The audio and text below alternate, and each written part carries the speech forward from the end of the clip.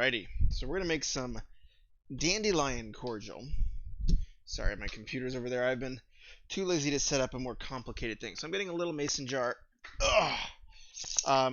Got some dandelions and washed them. It kind of makes the leaves wilt a little bit, but I figure that's better than whatever potentially is out there. So a lot of people will leave green on. From what I've read, whoops, that's really not what you want to do.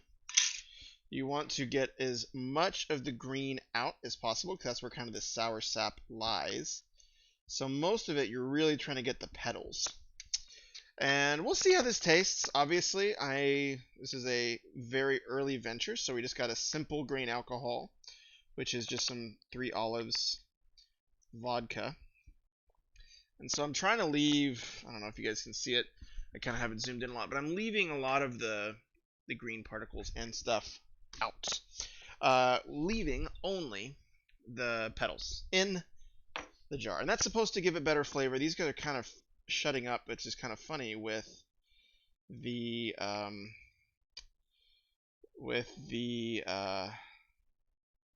goodness.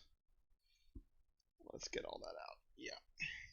Trying to get as little green in as possible because apparently there is not a very flavorful sap within it, and generally the difficulty in making good dandelion stuff is the fact that this is almost turning into the fluff, but there still is enough leaf in there to be a yellow flower. It's like fuzzy. So yeah, this is my experiment too. Apparently it should have some pretty nice honey notes. I'm just using a pretty simple alcohol with this. And then the goal will be, after this cures and sets and does its thing, and it kind of infuses, is probably the right word. After it infuses, we will come back, test it straight, and see what sweeteners you want to add. Usually in a cordial you want to add a little bit. Oh yeah, that's actually way better. Splitting the flour in half. That's the way to go. And then grabbing all the guts. Isn't that nice? Just destroying flowers. That's what monsters like me want to do. It's actually very interesting. The soaking, the pre-washing did not make this easier. I will say that. The pre-washing made them close up and become much more difficult to separate, but considering, you know, these were just picked up around the neighborhood and stuff, and goodness knows what's happened, I figured it's better to maybe make the processing of this a little more difficult, but the food quality a little bit better, maybe the healthiness of it. So we'll see. We'll see if it tastes bad or good. Or a lot of people will also, rather than using the leaves in an infusion, will make dandelion tea. So essentially, throw a bunch of these in hot water. And use that to extract the flavor. Yeah, I mean, to me, I feel like infusions sometimes get you different. Like, you know, whenever you're using temperature, and like, I don't know what's better or worse, I'd probably have to do a side-by-side test. But using temperature to extract flavor will get different flavors than using time and a solvent like alcohol. So you never really know what you're going to get. I know I'm getting a little bit of green in there, but I think that's just going to have to happen. Getting some good coverage though. Getting a lot in there.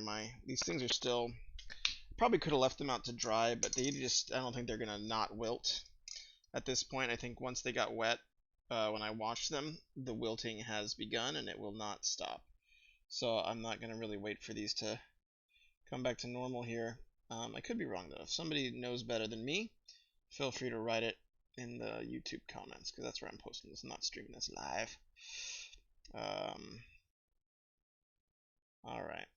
Getting a few of these nice flowers. Almost done. I didn't collect very many. I'm doing a very small batch. This is really a tester batch. My next project, with dandelion at least, might be to make dandelion wine at some point, which could be kind of fun. So we'll see how that goes. Oh, that was way more efficient. Learning how to peel these things is helpful. Yeah, the trick so far is splitting the root of the flower in half, and then just grabbing the base of the little flower cluster in the center, and just using that to kind of lever out all the. Oops, I got a little green in there, but mostly lever out all the petals without losing too much time and efficiency. Oh, they really do have the fuzz though. That's kind of amazing. I never really have studied dandelions too closely, and you can definitely smell the honey notes. I'm almost tempted. There are some honeysuckles growing nearby. Almost tempted to throw some of those in here, but I want this to be a pretty lean experiment. I want to just get, okay, what's dandelion flavor, and then ideally, find some of the other local plants that can be used for infusions and stuff, and say, okay, well, if honeysuckles are a thing, great. What is that flavor? And then find a combination that tastes best. I'll also potentially be doing some. See, look, yeah, these are already kind of becoming, what they would look like when they turn into those little fluff balls. But they still have the yellow petals on there, so I'm gonna call that a go. I'm actually really curious to see how this infusion tastes. I can definitely smell this sweet honeyish, very light honey flavor that I never really associated with dandelions before. So learning new things, and I can definitely see why people put these things on salads. Definitely like a kind of a vegetal sugary smell, but sort of like, I don't know, honey and not grass, but honey and like grass plus roses, I guess would be the closest I can get in like almost a marshmallowy smell. Yeah, honey, marshmallow, rose, and grass. There we go. But yeah, I think it'll be interesting to say, okay, if I can get some cool little small cordials with some very specific flavors in there, can I make some really delicious blends? And that's something I'm also very curious about. Um, I don't know how much alcohol I'm going to put in here. I don't know how much flavor it will extract. I'm leaning towards less than more, but also I'm gonna have to wring. I mean, these are very absorbent leaves. I'm learning, so I'm gonna have to wring these out. Oh, what's my phone getting mad at me for? I'm gonna have to wring these out. Um, yeah, and see how that goes. Oh yeah, so this is so interesting because they're all in different phases of maturity a little bit. Um, that's a very interesting. I guess just when you pick them up off the street, people are going to be like, Jeff, why are there all these like weird dandelion petals all over your garage? But this is part of the process, and this is actually, from what I've read, the most painstaking part of the process is getting the petals out of these gosh darn dandelions. Um, so putting on a TV show or Twitch streaming or YouTubing or whatever, probably not a bad idea. But this is just a small batch, so I figured I'd do this live, let you all see some of the process, and hopefully it's not showing up really weird on the screen. My computer's right over there, so I can just check and make sure it's all within frame. And then we'll throw the alcohol in, and then we're going to let it rest, or let it steep for quite a while. I have a feeling, like leaves and stuff like this generally take a little bit longer to steep, but there is that risk, and like you'll find this with lemons, with certain things, there is a high risk of the less savory flavors like pith starting to get, and like very bitter flavors starting to get infused out. So there is a pro and con. So my gut is maybe after a week I'll test it. Then after a couple more weeks I will test some more. But yeah, usually about like a 2 to 3 week infusion time is about what's pretty standard. And then it can age for years. 3 months is usually an average age time for cordials. If you like cordial making, that's a good guideline. Yeah, usually it's like fill it up just as much until you kind of cover the alcohol, and then yeah, usually vodka is pretty commonly used because it's a very neutral spirit. But some people do brandy and stuff. But I'm really just trying to get a understanding of, okay, what do these things taste like? I can even eat one here. Yeah, very light. Sticking everywhere.